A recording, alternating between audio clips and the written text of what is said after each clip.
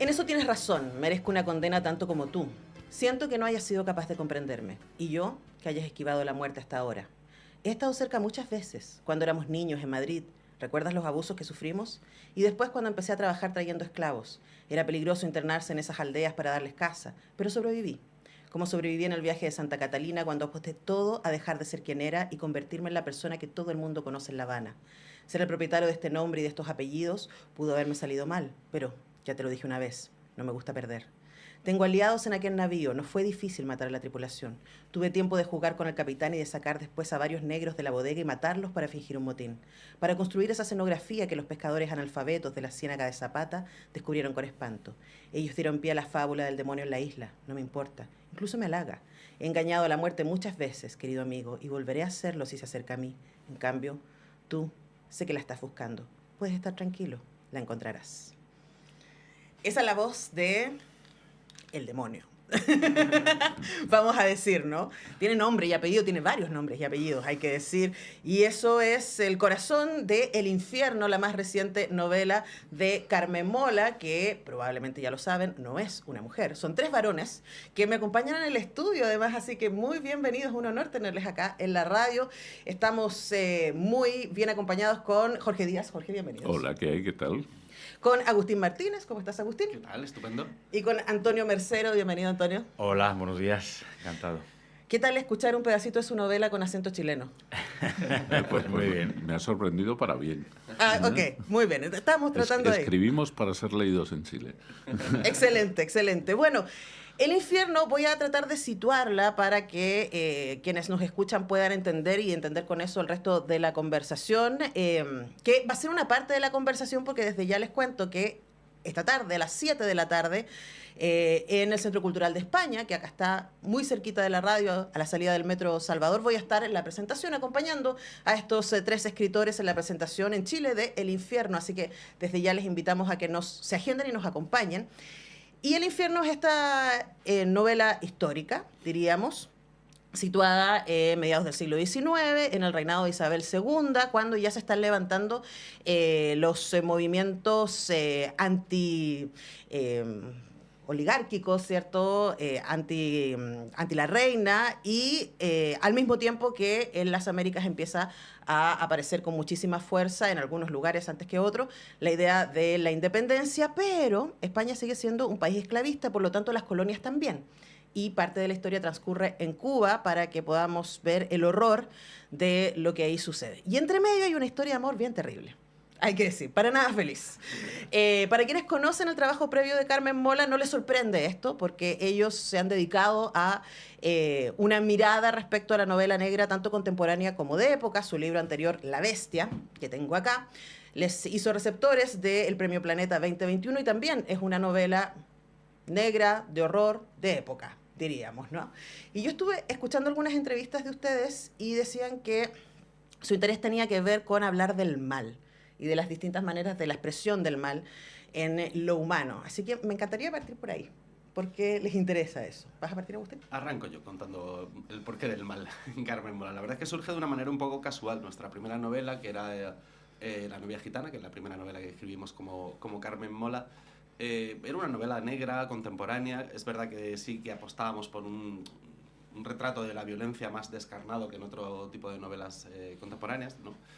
Y ahí de repente nos apareció un asesino que por necesidad de la trama era especialmente malvado y hacía unos crímenes terroríficos metiendo unos gusanos en el cerebro de la víctima. Y a partir de ahí fue surgiendo un poco esta línea narrativa, digamos, de Carmen Mola, porque nos sentimos muy cómodos explorando ese tema. Nos parecía que no estaba tan contado en la literatura, que de repente se habla del mal, pero no en muchas novelas no llegaban a poner el foco justo encima del mal. Y ahí es donde nosotros no tenemos ninguna vergüenza. Es decir, si tenemos que contar un asesinato, lo vamos a contar y vamos a narrar. No vamos a esquivar la mirada. Y nos apetecía ir como buscando, indagando en ese territorio del mal y en sus diferentes formas. Y al final, en las 6 novelas que tenemos, es un tema que de una manera u otra hemos estado tocando, ¿no? Como por qué existe ese mal desbocado en el ser humano, cómo se manifiesta, en qué formas de violencia se manifiesta ¿Y por qué surge? ¿Por qué en esta sociedad existe esa descarga de violencia tan terroríficas? Ahora, por lo menos en estas novelas, en La Bestia y en El Infierno, el mal, en algún momento llegamos a escucharlo y a escuchar sus argumentos de por qué hace lo que hace y por qué con ese nivel de detalle, diríamos, ¿o no? Y dedicación. Pero la novela no está contada desde ahí. No es la saga de Aníbal, por ejemplo, no es El Padrino, no está contada desde el mal, está contada desde las víctimas del mal, pero podemos llegar a escuchar a este asesino, psicópata, persona vuelta loca que tiene sus argumentos. Jorge, háblanos respecto a esa voz. Sí, es la primera vez que además que hacemos esto, o sea, que ponemos a un personaje reflexionando sobre el mal, aparte de mostrarlo, que es lo que hemos hecho en todas las demás novelas. Lo que pasa es que aquí, como queríamos hacer una novela, en el fondo, un poco decimonónica. Hemos utilizado como género principal el folletín, que nos gusta mucho, pese a que esté tan vituperado, pero también hemos puesto otra cosa que había, que es un manuscrito que unos buscan, otros quieren hacer desaparecer, otros quieren que se conozca, y todas estas cosas, y le hemos llamado El Infierno a este manuscrito, que después da título a la novela. La novela tiene muchos infiernos. Y uno de ellos es este. Y en este manuscrito, que está contado por un narrador distinto al del resto de la novela, de hecho en la novela se puede ver que tiene hasta una tipografía distinta, en este manuscrito se reflexiona mucho sobre el demonio, sobre una idea que hay como una leyenda, que es que el demonio ha llegado a la isla de Cuba. Y entonces al final se revela quién es ese demonio, lo que permite entender el resto de la novela, ¿no? Y entonces, claro, hay un momento en que ese demonio habla de por qué hace las cosas. Y bueno, la conclusión es que la gente piensa que el demonio es una leyenda, es un ente, es un animal mitológico, pero que en realidad el demonio es el hombre. Y que el mal siempre hay que buscarlo en el hombre. Y eso era lo que queríamos en este manuscrito decir, aparte de desvelar la parte de la novela más de trama de ¿y quién es ese hombre que lo representa? Ahora, igual uno no sabe eso exactamente mientras lee el manuscrito, y de hecho a la mitad de la novela yo no estaba segura si estaba leyendo una novela fantástica o realista, porque uno no sabe realmente si hay un elemento sobrenatural, como tampoco en La Bestia al principio sabemos, porque el relato de quién es este asesino de chicas, adolescentes, ¿cierto? Esto también es decimonónico, está vestido de esta idea de lo sobrenatural, ¿no? Porque como dice Jorge, no nos gusta pensar que lo humano puede ser tan horroroso, ¿no? Pero preguntarte, Antonio, respecto a esa tensión, ¿no? De que ustedes juegan con esta idea de que quizás, por lo menos inicialmente, podría ser algo sobrenatural. Sí, hay esa intención de presentar al demonio como se le ha representado habitualmente, como un ser sobrenatural. La representación típica es con rabo y con cuernos. Esa es la representación del demonio. En esta novela lo que vamos a ir contando es que ni rabo ni cuernos ni nada. Tiene forma antropomórfica, es un hombre, y en la novela es un hombre concreto y se va a conocer su identidad en las últimas páginas de la novela. Pero es cierto que el hombre necesita creer o pensar que el mal no está encarnado de una forma tan directa o tan concreta en una persona que puede estar sentada a tu lado tomándose un café. No nos gusta esa sensación, nos gusta vivir en la idea platónica de que el hombre tiende al bien, y esto quizás sea cierto, no es que yo sea un cínico, una persona que vaya ahora a refutar a Platón, pero aunque el hombre tienda al bien... Pero Hobbes lo hizo igual. No, bueno, todos lo refutaron poco a poco, aquí se iban quitando la razón unos a otros. Nosotros no le quitamos la razón a nadie, solamente en esta exploración del mal, que yo creo que tiene la particularidad de que el propio demonio tiene punto de vista por medio de ese manuscrito, y estamos intentando meternos en su personalidad, en la personalidad de un psicópata, explicarla, es un poco intentar el mal razonado, ¿no? ¿Por qué? ¿Cómo puede surgir esto? Bueno, se va dando un poco cuenta de todo eso por medio del manuscrito, lo cual hace la reflexión más interesante, porque tenemos a un testigo de primera mano, que es el protagonista, el propio demonio. Claro, pero el manuscrito también nos regala otra cosa, ¿no? Nos regala nuestra propia fragilidad ante el poder. Porque lo que le pasa a Timoteo, y no solamente a él, ¿no? O a este personaje, ¿no? Es decir, me entrego con todas las prebendas que significa entregarme al poder que me ofrece seductoramente este demonio, o me resisto. Y si me resisto, o cualquiera de las dos es mi perdición. Y también un poco hablemos de ese ese destino aciago que tienen los personajes acá en las novelas, porque no sé si decir que es final feliz. Es el final más feliz de Carmen Mola. Esto no sé si es bueno o malo, pero es así. Bueno, lo que estabas diciendo, yo creo que la novela yo creo que funciona en dos niveles. Por un lado, esta historia de amor, la historia de Mauro y Leonor, que es la que va recorriendo todo el infierno, ¿no? Que es como el gran esqueleto. Y luego a nivel de discurso sí que hay una reflexión sobre el poder. Tanto a nivel político, ¿no? Como unos determinados hombres más poderosos en España, por ejemplo, pues tienen todo a su alcance mientras la población se está arruinando y se está muriendo de hambre. Y luego también el poder en la isla de Cuba, entre los hombres libres y los esclavos. Y es como esta capacidad del ser humano de imponer su poder sobre otros seres humanos, ¿no? De valorar la vida de unos seres humanos por encima de otros seres humanos, ¿no? Y eso es lo que también padece el protagonista del manuscrito, del infierno, ¿no? Al fin y al cabo, él de repente se ve atrapado en ese juego de poder. Yo puedo disponer de la vida de los demás, que es lo que hace el demonio para conseguir tener experiencias.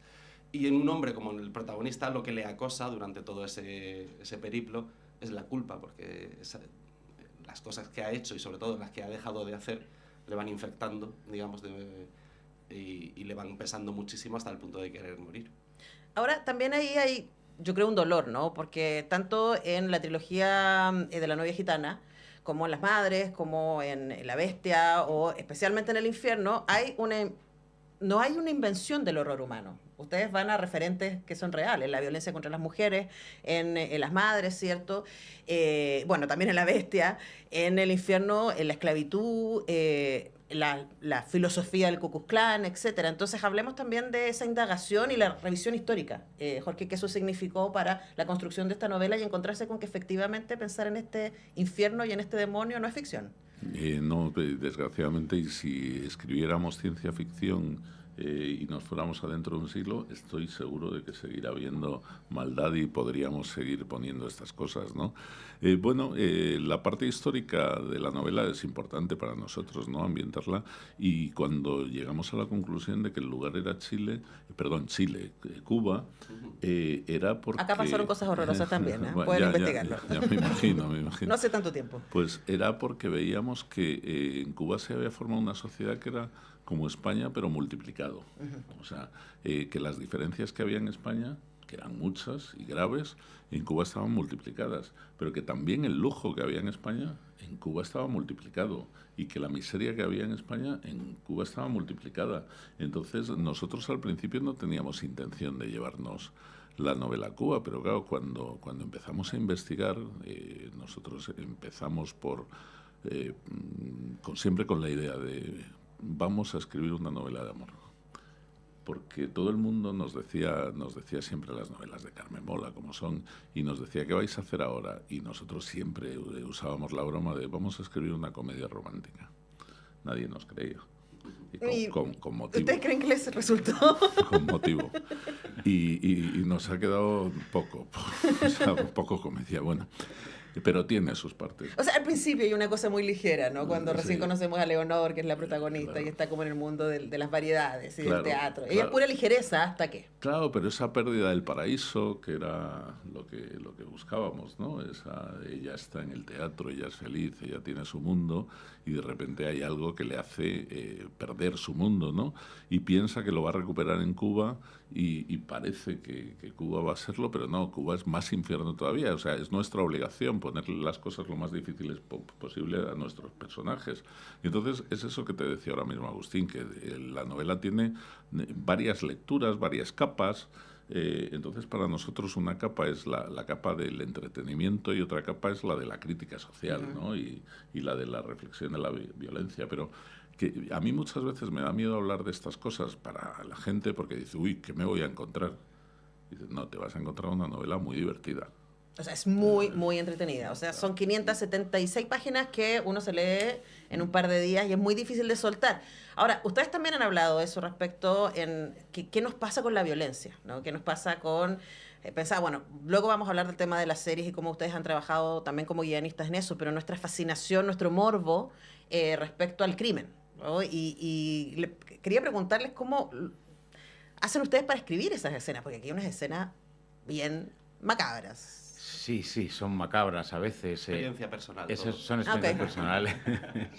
Quedo Bueno, súper tranquila, gracias. Todo lo probamos antes. Algunas de las escenas que están aquí descritas han sucedido de verdad, que tú preguntabas, que es que hay, aterradoramente, Sí. hay ejemplos en los que uno se puede basar.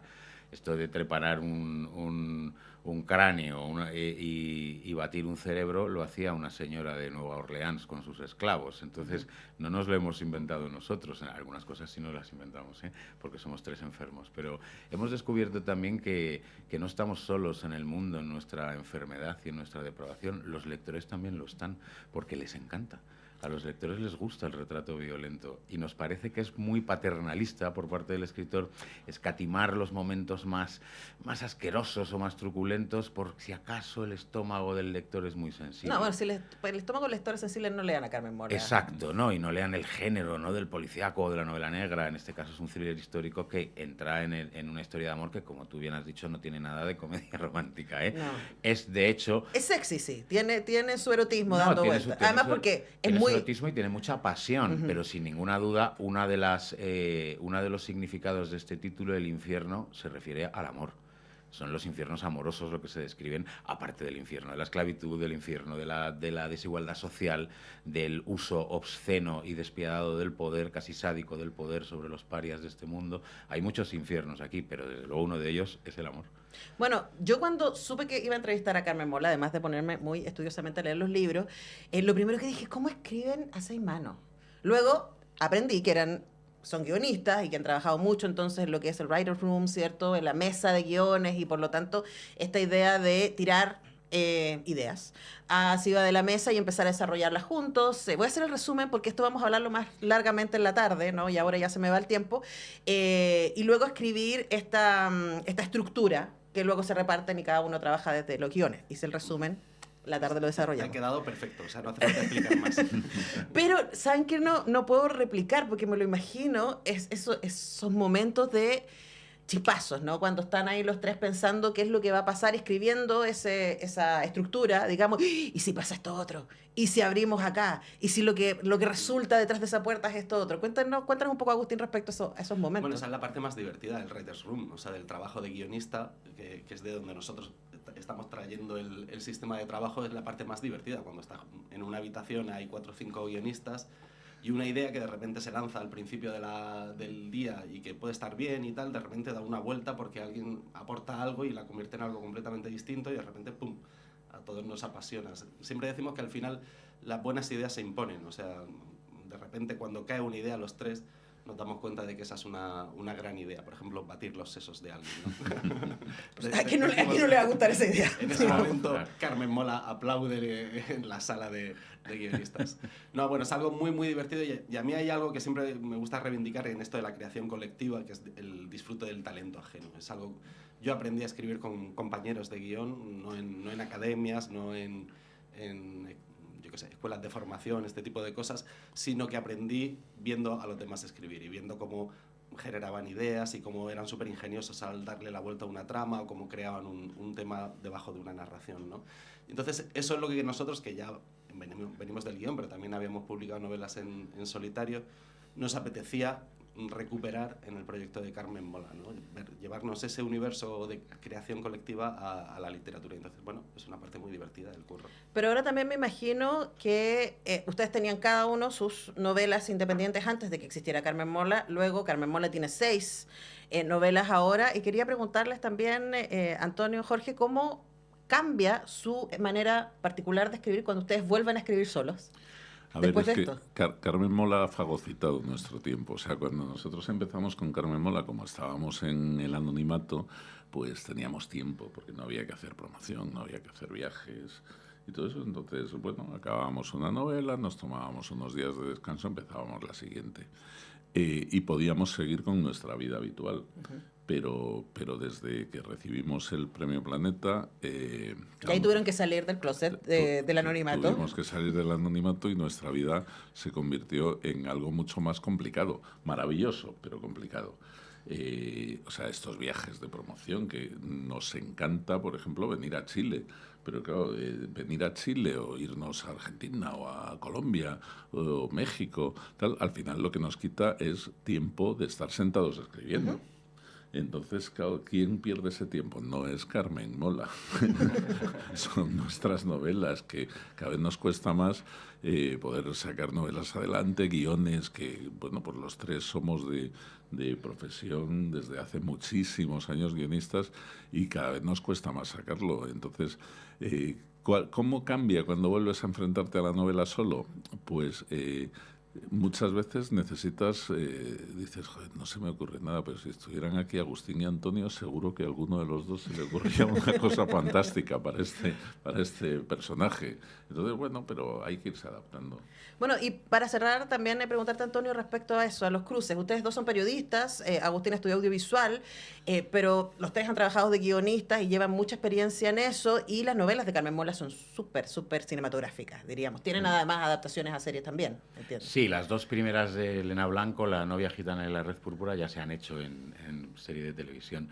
Bueno, sí, siempre nos dicen que se nota el aliento audiovisual, ¿no?, en nuestras obras. Yo creo que se va a ir notando cada vez más en todas las obras, porque los referentes culturales de la gente hoy día, tanto de lectores como de escritores, son audiovisuales, básicamente, de las series de televisión y del cine, así que es normal que se te cuelen las novelas. Si nosotros llevamos encima 30 años haciendo guiones, pues con mucha más razón. Bueno, está bien, no rehuimos, vamos, que creo que hay que hacer de eso una virtud, es nuestra forma de escribir, verlo mucho en imágenes, y nos salen historias muy audiovisuales, escritas para ser libro, ¿eh? Nosotros no estamos pensando en la adaptación jamás, porque precisamente por ser guionistas, si queremos hacer una serie de televisión, la hacemos directamente. Tenemos los contactos y el oficio. Aquí nos gusta disfrutar del libro, del formato del libro, pero coger un poquito el tipo de narración del guionista, sobre todo en un aspecto, el no aburrirás, que es lo que un guionista de televisión tiene tatuado en la frente. No puedes aburrir nunca. Entonces eso es quizá el principal mandamiento, el motor de nuestro trabajo. No se puede aburrir, hay que sorprender, hay que ser originales, hay que cambiarle la estructura habitual al lector, quitarle las de seguridad, tenerlo en vilo. Ese es el trabajo, y el ritmo. Son obsesiones de un guionista que aplicamos a nuestra obra literaria. Bueno, sí, y además que no hay peor horror ni máxima belleza que lo que uno se puede imaginar. Luego en el audiovisual lo ve, pues ahí está, ¿no? Pero en cambio aquí nuestra cabecita funciona. Bueno, El infierno está disponible en librerías, se distribuye y publica Planeta. Y si quieren seguir siendo parte de esta conversación, a las 7 de la tarde vamos a retomar esto que dejamos ahora ahí en puntos suspensivos en el Centro Cultural de España, ahí a la Providencia, a la salida del Metro Salvador, para que nos encontremos a las 7 de la tarde. Vamos a seguir esta conversación con Carmen Mola en la presentación chilena de El infierno.